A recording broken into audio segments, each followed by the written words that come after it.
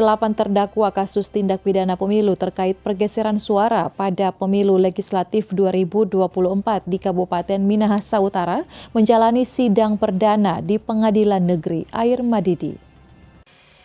8 terdakwa kasus tindak pidana pemilu 2024 terkait pergeseran suara pada pemilihan legislatif Kabupaten Minahasa Utara pada 13 Mei menjalani sidang perdana di Pengadilan Negeri Air Madidi.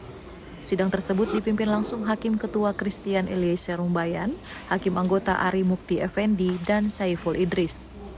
Pada sidang perdana ini, Jaksa Penuntut Umum JPU Kejaksaan Negeri Minahasa Utara mendakwa Filipus Bawengan, Yardi Harun, bersama saksi Sabtono, Rusdianto, Rifandi, Kapelo, Sasela, dan Sari Murdusi pada Jumat 23 Februari 2024 bertempat di Desa Munte, Kecamatan Likupang Barat, Kabupaten Minahasa Utara dengan sengaja melakukan perbuatan yang menyebabkan suara seorang pemilih tidak bernilai atau melakukan pergeseran suara.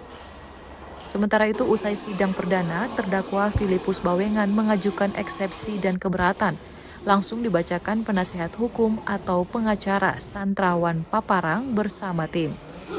Pada sidang perdana ini juga turut dihadiri Kasipidum Kejari Minut Rasti Mokodompit bersama tim JPU Kejari Minut.